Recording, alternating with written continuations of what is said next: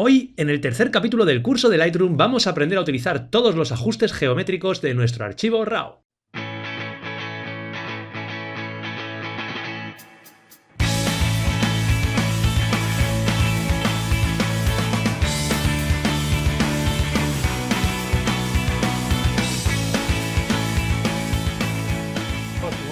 Muy buenas a todos y bienvenidos a un nuevo vídeo tutorial en Processing RAW. Ya sabéis, vuestro canal de YouTube, vuestra página web, vuestro comercio, vuestro bazar, vuestra licorería dedicada al procesado fotográfico y donde, bueno, ya sabéis que prácticamente todos los días tengo cositas nuevas que aportar. Los martes, ¿qué estamos haciendo? Estamos realizando esos monográficos, 9-10 capítulos dedicados a un tema. Por eso el nombre monográfico, y desde hace un par de martes estamos realizando ese fabuloso curso de Lightroom en el que, bueno, estamos viendo absolutamente todo para aprender a manejar Lightroom desde cero, pasito a pasito, suave, suavecito. Puta canción, me está machacando el cerebro, que alguien me la saque. Así que nada, vamos a ello. Es el tercer martes. La semana pasada os estuve enseñando, empezamos un poco el curso de una manera poco ortodoxa, por así decirlo. Normalmente los cursos siempre comienzan como, pues enseñando la interfaz del programa. Aquí tenemos el módulo de revelado, vamos a ver una cosa, vamos a ver otra, pero bueno, ya sabéis que yo hago las cosas a mi bola y no sigo lo habitual. Así que bueno, empezamos viendo esos truquillos para empezar a revelar, esos trucos, la pestaña de calibración de cámara con las que yo empiezo todos y cada uno de los revelados. Si no habéis visto el capítulo, iros hacia atrás, por aquí tenéis, por aquí os dejaré la tarjeta, en los comentarios también, y echadle un ojo porque es un poquito la manera en la que yo empiezo los revelados. Bien, a partir de ahora vamos a seguir un orden un poquito más habitual y hoy os voy a enseñar otra de las cosas que habitualmente hay que hacer cuando empezamos a realizar nuestros revelados, y es lo que, bueno, yo he denominado los ajustes geométricos. Bueno, vaya nombre, ¿verdad? Un poquito extraño, pero simplemente los ajustes geométricos van a hacer mención un poco a tres herramientas o a tres grupos de ajustes, tres cositas que tenemos que tocar antes de empezar a tocar pues todo lo que normalmente es más divertido, que son los ajustes tonales, los ajustes cromáticos, etc. Esos ajustes geométricos, ya os digo que yo los divido más o menos en tres apartados. Por una parte, todo el tema de la corrección de la perspectiva de la fotografía. Por otra parte, todo el tema de recortar y enderezar la fotografía. Y para acabar, todos los aspectos relacionados con el clonado de las imágenes, el quitar las motas y todas las mierdecillas que tenemos en nuestro RAW. Estos tres ajustes es algo que hay que hacer sí o sí en nuestras imágenes, muchas veces se olvidan, y os voy a ir enseñando un poquito en qué consiste cada cosa y cómo hacerlo de manera, ya veis, bastante rápida, porque ya algunas cosas las he tratado en otros tutoriales. Así que, como os decía, tres parámetros. El primero de ellos, la corrección de las perspectivas de la imagen. ¿Qué es la corrección de la perspectiva? Pues bueno, normalmente tenemos como dos cositas que hay que corregir casi siempre. Por una parte, algo muy sencillo, que es los horizontes. Eso lo habéis visto mil veces, os habrán dicho mil veces: oye, esta imagen tiene el horizonte caído. Estoy convencido de que eso sabéis lo que es. Pues es simplemente esto que tenéis aquí. Fijaos, tenéis aquí una imagen tomada por alguien con no muy buen pulso o con no muy buena cabeza, la tomé yo, en el cual, pues bueno, estáis viendo cómo epa, se nos está vaciando el mar. Vamos a inundar. Esto es Stavanger o Bergen, no me acuerdo dónde era, en Noruega.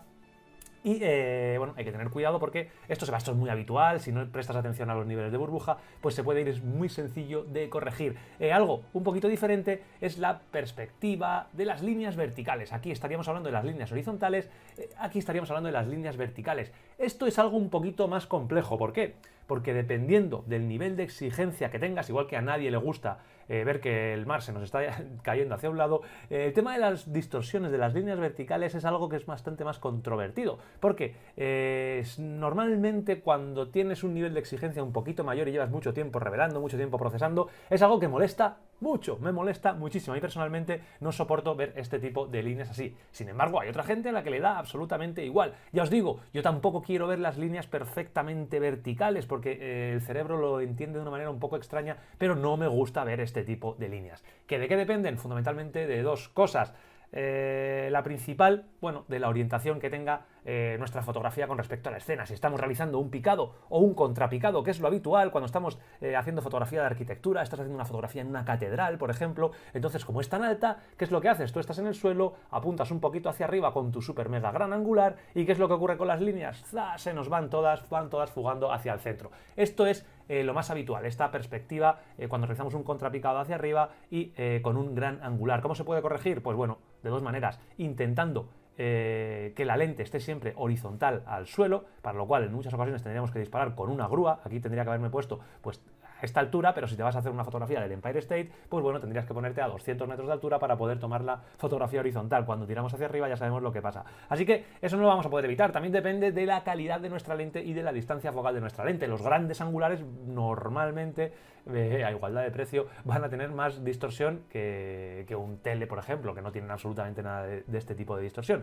Así que si vas a tirar con un ultra gran angular, sabes que vas a tener este tipo de distorsiones. También depende la calidad y los cuartos que te hayas dejado, como siempre, con buena picha, bien se jode, que decía mi abuela, y esto pasa exactamente igual. Si comprobamos la distorsión que tiene el 1635, que es este de aquí, a 16 milímetros, es mucho mayor que la que tiene el 1424 a 14 milímetros, siendo un 14 bastante más angular, benditos 2 milímetros, el tamaño aquí también importa. Así que, como siempre, la orientación va a influir, la lente y la pasta que nos dejemos. Así que bueno, os dejo ya de coñas y vamos a ver cómo corregirlo en Adobe Lightroom. Para ello nos vamos a ir al módulo de revelado, vamos a ver esta imagen que ya deberíamos de tener perfectamente con los truquillos que vimos la semana pasada. Recordad que aquí lo que hacíamos era subir la saturación, lo podíamos dejar tal que así, lo voy a hacer rápido porque no me importa mucho.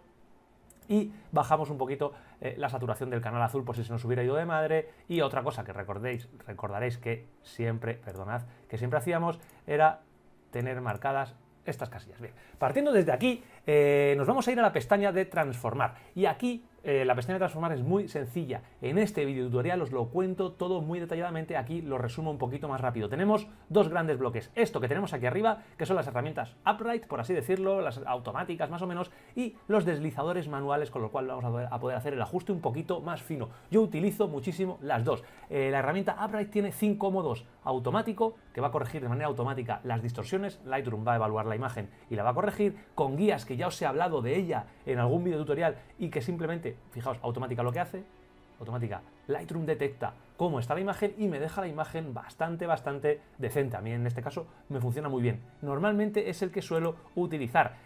Nivel, veremos luego con guías, nivel lo que hace es buscar las líneas horizontales y dejarlas horizontales. En este caso no tiene mucho sentido porque estamos en un ángulo, con lo cual no va a funcionar bien. Vertical va a buscar las verticales, también funciona bastante bien, automática y vertical. Y luego total, que bueno, suele hacer unas cosas un poco raras, intenta dejar horizontales y verticales. Fijaos como todo esto me lo deja horizontal, todo esto me lo deja vertical. Esta no suele funcionar prácticamente nunca. Y luego con guías, voy a desactivar con guías, que lo que tenemos que ir haciendo es marcando unas guías tal y en líneas que nosotros sabemos que son rectas. Podemos hacer esto que tenemos aquí, marcamos una línea que sea más o menos recta, hay que ser bastante preciso, y otra más o menos aquí. Esto normalmente hay que trabajar con un zoom un poquito mayor y lo haríamos. Y de esta manera, cuando tenemos dos líneas, Lightroom ya nos detecta cómo queda la imagen y lo podemos dejar así. Si no nos gusta, podemos hacer el ajuste fino, que lo podemos hacer con estas guías que tenemos aquí, con estos deslizadores. Vamos a controlar la distorsión vertical. Este deslizador me encanta para dejarlo tal y como nos gusta a nosotros. Va a funcionar muy bien. Podemos mostrar la cuadrícula si quisiéramos para poder verlo cuando va a funcionar. Podríamos dejar aquí esta cuadrícula. Podemos tocarla horizontal, en este caso no va a ser tan útil. Y como vais viendo, funciona muy bien. Incluso aquí podemos rotar. Si tuviéramos algún problema de horizonte, lo podríamos arreglar directamente con esta herramienta que va a rotar.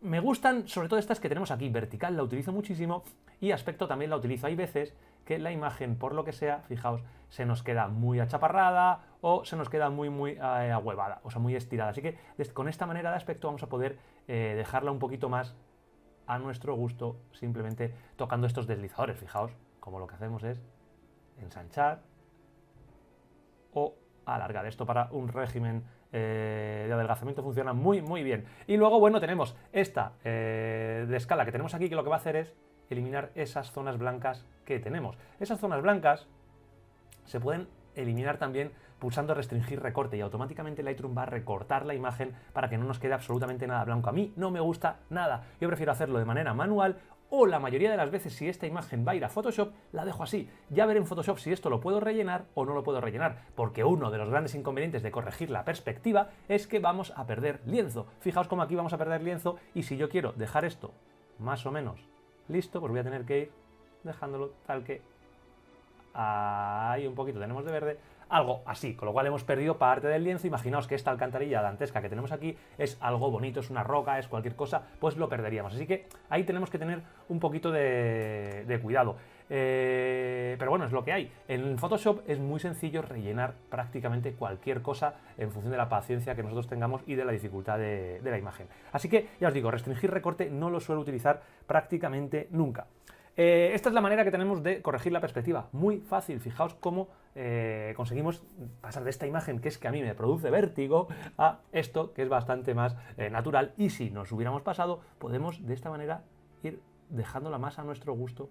Simplemente, porque también os digo, un consejo que os doy es que no queden perfectamente verticales las imágenes porque producen una sensación un poco antinatural. Pero así va a quedar la imagen mucho mejor. Y ya os digo, cuando vuestro nivel de exigencia vaya aumentando, es algo que os vais a dar cuenta y que cuando veáis vuestras imágenes con esas líneas fugando hacia el centro, no os va a gustar absolutamente nada. ¿Cuándo hacer este ajuste? Yo lo hago siempre al principio. Me da igual que lo hagáis antes o después de lo que vimos la semana pasada, de ajustar la saturación, pero normalmente lo hago antes de empezar con todos los ajustes tonales, porque aparte, como habéis visto, cuando hacemos este tipo de ajustes, solemos perder un poco de lienzo o modificar un poco de lienzo. Si yo he hecho todo mi ajuste de tonos, mi ajuste de color, y luego resulta que hay zonas que estoy perdiendo, pues a lo mejor es un poco pérdida de tiempo. Si esa parte del lienzo que he perdido tenía unos blancos muy intensos, el histograma se va a modificar. Cuando luego ajuste y recorte la imagen, pues va a resultar que he estado perdiendo el tiempo. Así que por eso lo hago siempre al principio. Y hablando de recortar y de enderezar, otra de las cosas que hay que utilizar muy a menudo es la herramienta de recortar. Pulsando la tecla R, realmente la herramienta de recortar y enderezar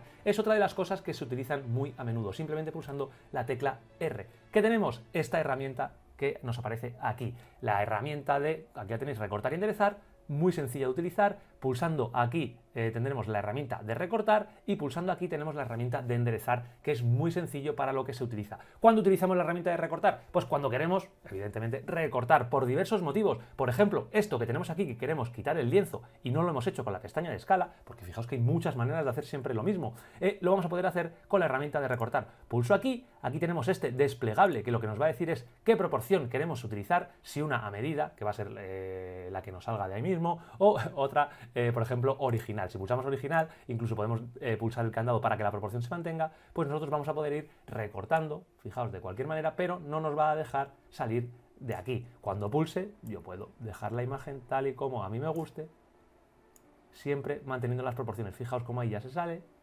por abajo y aquí podría dejarlo así. Así lo he hecho ya de manera casera, por así decirlo. Esto lo puedo mover. Recordad que podéis mover el lienzo para dejarlo adecuado a vuestra imagen. Y aquí, bueno, pulsáis Enter o Hecho y ya tendríais vuestra imagen perfectamente corregida. Se utiliza mucho para esto, pero fundamentalmente se utiliza cuando queremos reencuadrar una imagen.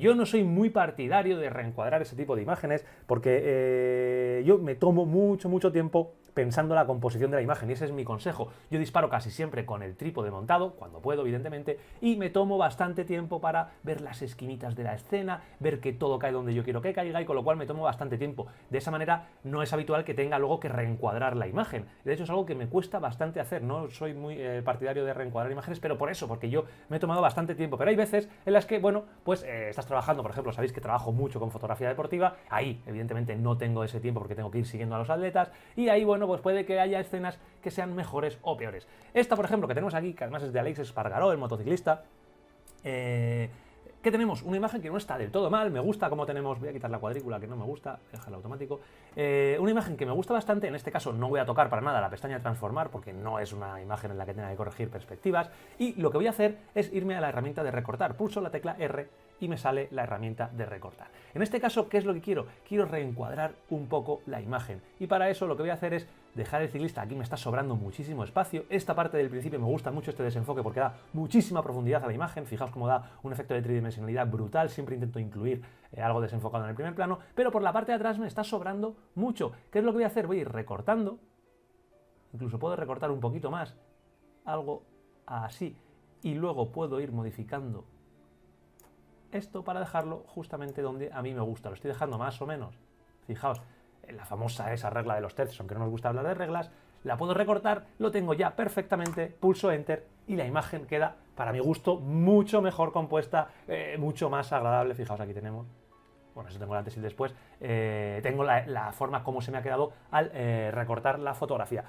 Para mi gusto, muy, muy útil, y esto sí que lo puedes utilizar cuando tienes que reencuadrar este tipo de imágenes. En paisaje, mi consejo es que os toméis vuestro tiempo y no tengáis que utilizarla, porque al fin y al cabo estamos perdiendo resolución. Evidentemente, pasamos de una imagen con X píxeles, X megapíxeles, a X menos todos estos poquitos que le hemos quitado. La herramienta enderezar funciona muy bien. Vamos a abrir esta que tenemos aquí, en la que se nos estaba cayendo el mar.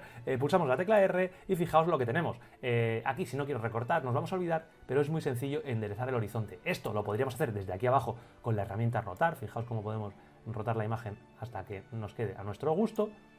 Voy a hacerlo de otra manera para que lo veáis. O también podemos hacerlo con la herramienta del nivel. Simplemente trazando una línea en la zona que yo entiendo que tiene que estar horizontal, esto que tengo aquí, fijaos cuando lo suelte, automáticamente Lightroom me endereza la imagen dejándola para que esa línea que yo he trazado sea perfectamente horizontal. Puedo pulsar el Enter y comprobar, si yo quisiera, por ejemplo, que la zona me ha quedado perfectamente horizontal. Si viera que me he pasado, es tan sencillo como volver aquí y podemos ir corrigiéndola poquito a poquito hasta que nos quede como buenamente nos guste. Fijaos cómo las casas también las tengo con esa distorsión que tengo, con lo cual también podría corregirlo si yo quisiera. Pero es una manera muy útil y muy sencilla, simplemente pulsando la tecla R y pulsando la herramienta de nivel de burbuja. En este caso, pues tendríamos nuestras fotografías ya con la, con la perspectiva corregida, reencuadradas y prácticamente listas para empezar a trabajar el revelado, que es lo que vamos a ver la semana que viene. Pero hay una cosa que ya habéis visto en alguna ocasión, que yo también hago siempre al principio de nuestras fotografías. ¿Y qué es? Pues es nada más y nada menos, vamos a desactivar la cuadrícula, nada más y nada menos que la herramienta de eliminación de manchas, ¿vale? Y diréis, ¿por qué la herramienta de eliminación de manchas es tan útil? Pues porque es algo que hay que hacer cuanto antes. Esta imagen, por ejemplo, ya está procesada, ya está revelada, creo que pertenece a algún tutorial de los que hicimos, y fijaos lo que tenemos en el antes. Si yo me voy al antes de la imagen, fijaos lo que nos aparece. Echad un ojo a toda la porquería que hay. ¿Por qué? Pues porque se juntan varios parámetros. En primer lugar, que estaba lloviendo. En segundo lugar, que teníamos el spray marino de estar en la costa. Y en tercer lugar, que soy un cerdo. Con lo cual, fijaos, tenemos todas las gotitas de agua de la lluvia, gotitas del spray marino, y luego tenemos todas estas gotitas que cuando lo vemos al 100% son manchas del sensor. Tengo muchas. Y a veces es fácil verlas y otras veces es difícil verlas. Así que os voy a enseñar un truquillo que alguna vez os he contado para poder identificarlas y para poder quitarlas. ¿Cómo lo vais a hacer? Vamos a restaurar para que ir a la imagen tal y como la tenemos. Pulsamos la tecla Q o nos vamos aquí, que es la herramienta de eliminación de manchas. Se nos aparece esta herramienta. Siempre os aconsejo trabajar en modo corregir, mejor que en modo clonar. Clonar va a copiar absolutamente todo de una zona para pegarlo donde nosotros estemos clonando, y corregir va a hacer unas modificaciones para integrarlo mejor en la imagen. Suele funcionar casi siempre mejor corregir. Y fijaos lo que hay. Aquí hay muchas manchas que son muy evidentes, pero vosotros normalmente tendréis fotografías no tan evidentes. ¿Cómo lo podéis identificar? Con esta casilla que tenéis aquí, mostrar la visualización de tintas planas, o pulsando la tecla A. Fijaos lo que ocurre cuando pulso esta casilla. Me genera este enfoque de paso alto para que veáis aquí como esta máscara, perdón, y vais a ir viendo todas las porquerías que tenéis. Fijaos todo lo que tengo. Todo esto son manchas en el sensor, que si lo quito, pues algunas se ven y otras no se ven tan bien. Fijaos al 100% como sí que se ve prácticamente todo, pero fijaos cómo van apareciendo. Aquí tengo una, aquí tengo otra, aquí tengo otra, aquí tengo otra. Si no tenemos la herramienta de visualizar tintas planas, algunas cuesta un poquito más verlas, pero luego van apareciendo poco a poco cuando el ojo se acostumbra. Fijaos, ahí lo quito, ahí lo pongo, lo quito, lo pongo, y van apareciendo todas.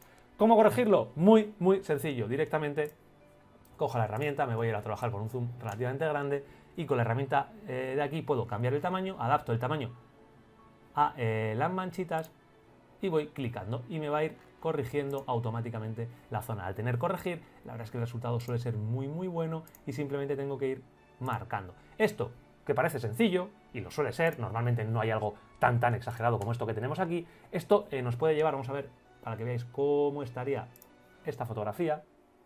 Fijaos cómo la he limpiado yo. Ahí está, ahí podéis ver, voy a esconder esto.